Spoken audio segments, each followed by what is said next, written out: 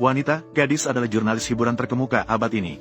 Dari cinta rahasia bintang hingga rahasia kalangan elit, tidak ada berita gosip yang tidak bisa dia dapatkan. Selama bertahun-tahun, dia selalu menyelesaikan transaksi hanya melalui telepon. Misterius seperti legenda urban, hingga dia mengincar tuan muda ketiga keluarga Tan dari grup Borwi. Kehidupan yang tenang akhirnya benar-benar terganggu. Malam itu, dia sengaja mengganti pakaiannya dengan seragam pelayan, menyembunyikan kamera mini. Cerdik disembunyikan di dalam ide yang terpasang di dadanya. Siapapun tahu, tuan muda ketiga keluarga Tan terkenal sulit untuk dihadapi. Dapat memotret sosok aslinya di luar publik, pasti akan menjadi berita eksklusif. Ketika dia melihat aktris terkenal yang dikenal dengan citra polosnya, ternyata dengan mudah duduk di samping tuan muda ketiga. Jantungnya berdebar-debar hampir keluar, memikirkan tentang besok. Judul utama pasti akan menjadi sesuatu yang sudah pasti didapatkan. Dia segera mengangkat kamera yang disembunyikannya, mengambil puluhan foto dari kedua orang itu. Ketika dia dengan penuh kegembiraan bersiap untuk pergi diam-diam, di belakang, tiba-tiba terdengar suara pria yang dalam. Dia terhenti seketika, keringat dingin mengalir di punggungnya, mengira bahwa dia ketahuan sedang memotret diam-diam. Tak disangka, orang itu hanya meminta dia untuk memberikan segelas air.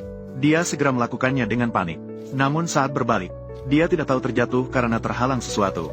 Seluruh tubuhnya langsung terjatuh ke pelukan tuan muda ketiga. "Maaf, saya tidak sengaja menyentuh di mana." Suara pria itu terdengar mengejek. Dia terus-menerus meminta maaf, namun tangannya tanpa sadar menyentuh bagian yang sensitif.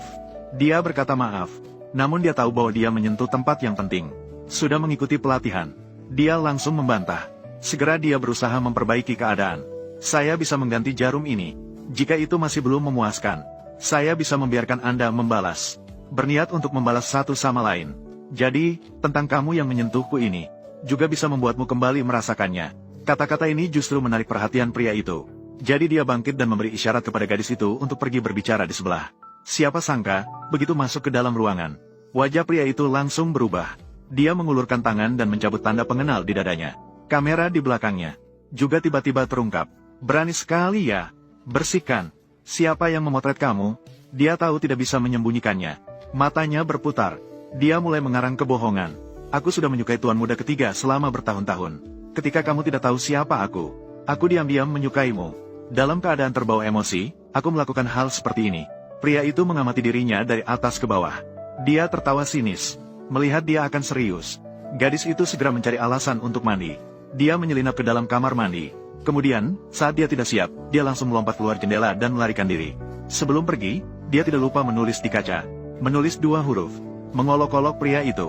Setibanya di rumah, dia segera membackup foto dan video, dan menghubungi berbagai media untuk menjualnya dengan harga tinggi. Untuk menambah api, dia juga sengaja menyebarkan rumor, mengatakan bahwa tuan muda ketiga keluarga Tan tidak mampu dalam hal itu.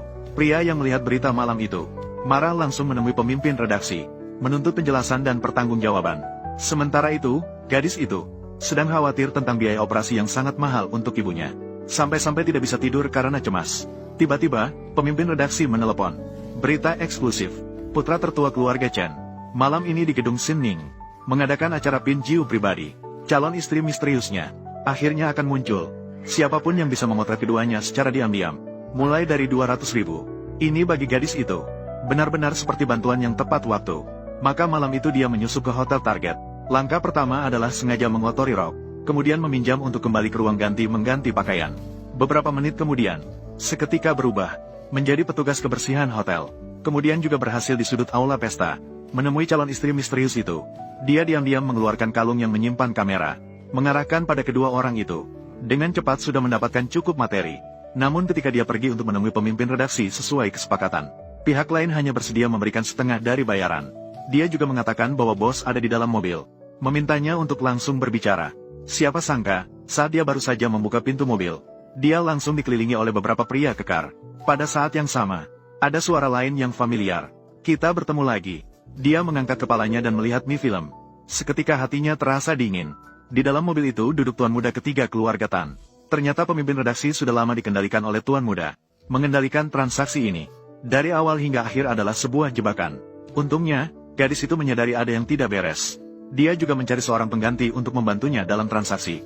Namun dia tidak tahu bahwa tuan muda sama sekali tidak mudah ditipu.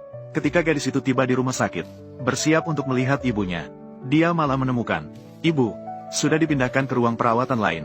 Pada saat itu, tuan muda juga muncul di dalam ruang perawatan. Wanita itu berpura-pura tidak tahu apa yang terjadi. Namun dia tidak tahu, tuan muda ketiga memang datang khusus mencarinya. Kemudian, tuan muda ketiga langsung berjalan ke depan wanita, mulai menggoda. Aku bahkan tidak bisa mengangkatnya. Kamu masih begitu memikirkan aku. Aku benar-benar mencintaimu. Aku ini, tentang cinta sejati apa? Kata-kata seperti suka sangat dimaafkan. Tapi aku tidak yakin. Selang oksigen ibumu, apakah akan dicabut? Wanita itu juga tidak tahu, apakah kata-katanya benar atau tidak, karena ini menyangkut ibunya. Dalam hatinya juga penuh dengan kecemasan. Sebenarnya ingin segera melarikan diri. Namun, beberapa pengawal tuan muda ketiga sudah lama memblokir pintu. Dalam keadaan terpaksa, wanita itu segera mengaku kalah dan memohon. Namun tuan muda ketiga tidak menghiraukan kata-katanya. Hanya saja dia mencengkeram lehernya. Apa yang ingin kamu lakukan?